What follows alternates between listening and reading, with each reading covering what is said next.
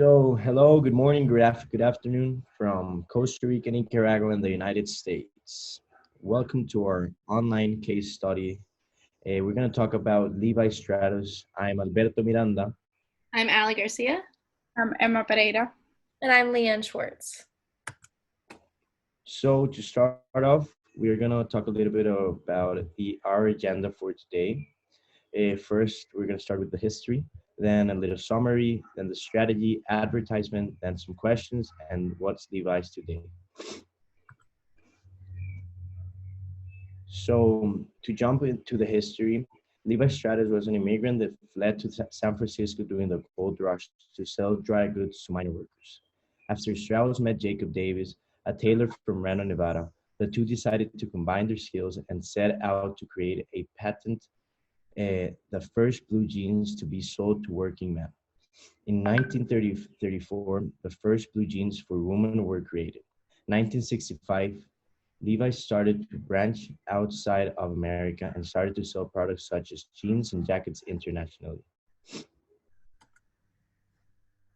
So the summary of the case study is basically in 1996 to 2004, Levi's had a huge drop in sales from 7.1 billion to 4 billion due to the change in the fashion trends.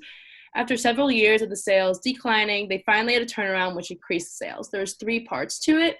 One was to move production offshores. This made production a lot cheaper.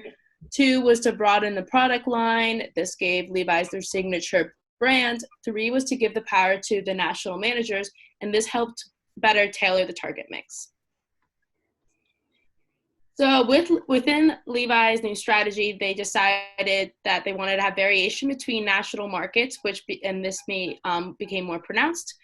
Levi's jeans also became tailored to different body types around the world. For example, in Asia, they tailored the jeans to be shorter. In South Africa, they tailored the jeans to have more room in the backside for the women.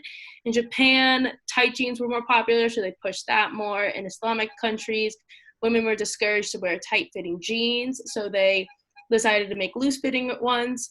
And also in hotter climates, they used lighter denim. So for Levi's advertisements, they basically switched from global ads to ads which were tailored to specific regions of the world, such as in Europe, they talk more about the cool fit, and in Asia, they talk about the rebirth of our original style, whereas in the US, they show real people wearing their products. They also introduce differences in distribution channels and pricing strategy for each specific market. And after they introduced this strategy, they started to see a growth in sales. So these are the case study questions, which you guys can answer them as a group after we finish the presentation.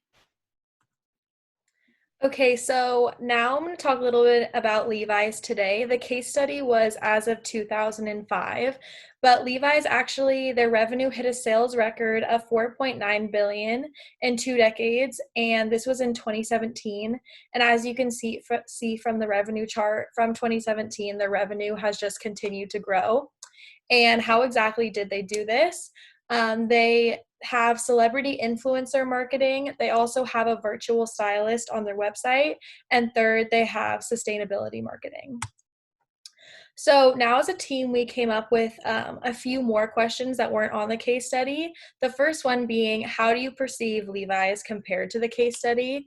As you all know, in the case study, it talks about Levi's being a cheaper brand sold in Walmart, and that's definitely not how I perceive Levi's today. So we're curious to see how you guys see it. And then secondly, do you think Levi's has done a good job with their international marketing strategies, and what do you think they can improve?